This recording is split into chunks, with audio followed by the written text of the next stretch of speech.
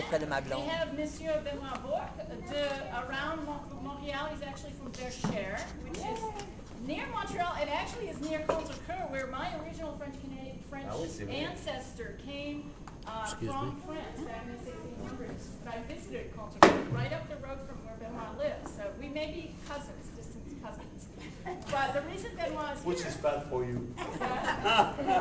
The reason Benoit is here is, well, a lot of reasons. Number one, he and I are good friends from way back when I was lucky enough to be able to learn how to do French Canadian jigging, la gigue, through the Maine Arts Commission Traditional Arts Apprenticeship Program, which, by the way, has continued, the Maine Arts Commission has continued to support, trying to help regenerate the Franco culture here in Maine, because they gave a grant of money through their traditional arts program to bring Benoit here for 3 days.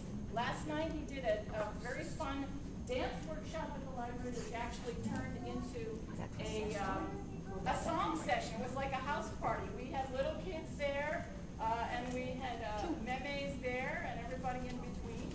And then today we had the song session, and tonight a soiree, which most of you I hope know about, at the Franco American Heritage Center at 7 p.m., which is $10 for tickets, $5 for kids 12 and under, and that will be everything. It will be fiddling and accordion playing and singing and dancing, and we'd love to have you there.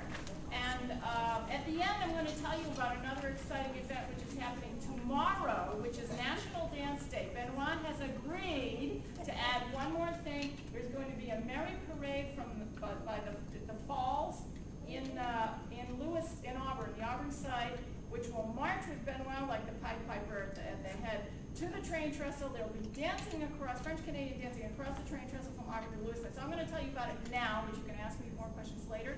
And we also want to give special thanks to Lewiston Auburn College and the collection, the Franco collection here, for providing this space for the chanson session.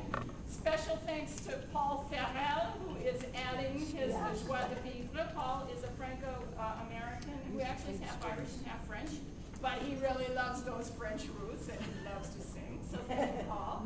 Aliette, who has been very helpful. She's a president of La Survivance Française and also a member of the ACA, Association Canado-Americaine, Chapter 52, Dr. Paul Fauché, and she has invited a lot of you here today, I think. We have some Survivance members here, I think.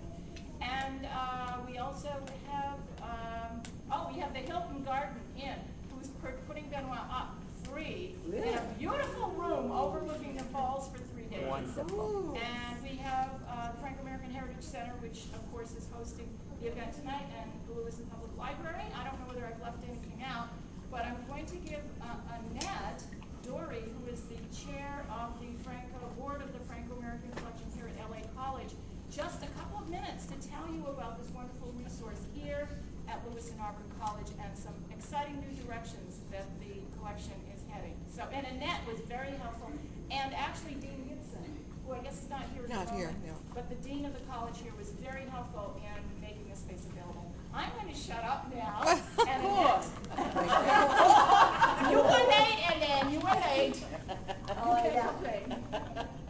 I'm really pleased that you're all here, and as most of you are coming in, I found out that a lot of you have not been here before, and a lot of you do not know about the Franco-American Collection, which is just 3 doors down in the hall. And we do have wonderful resources for families, for research. We have oral histories. We have a music section. We're looking to include some of your stories and some of your family's artifacts. If you're interested in sharing them with us, we're going to be open a little bit after the program today. And it's a wonderful place for you to get acquainted with and for donating things that you want to be preserved and that you want to share with other people. And that's our big mission with the Franco-American Collection, is to preserve and to share the culture.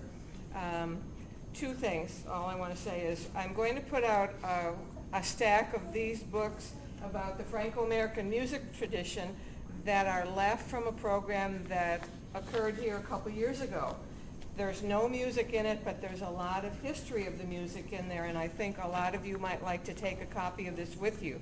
So these will be available on the table right near the door as you leave. You may have these because some of the music sheets today you may not keep, some you may keep.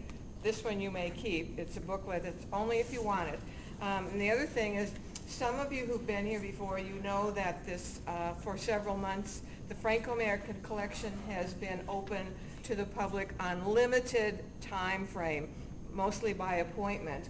And I'm pleased to announce that in 2 weeks, our new coordinator will start staffing the Franco-American collection and will be available for your research and for you to talk about anything you want to talk about that fits the Franco-American collection. I want to introduce him now. It's James Mayall, who's joining us at the Franco-American collection, and please welcome him. And thank you again for turning out. You have great voices. This is don't they? Great voices. So thank you for warming up and for being here. Could we do 16? Yes, sure.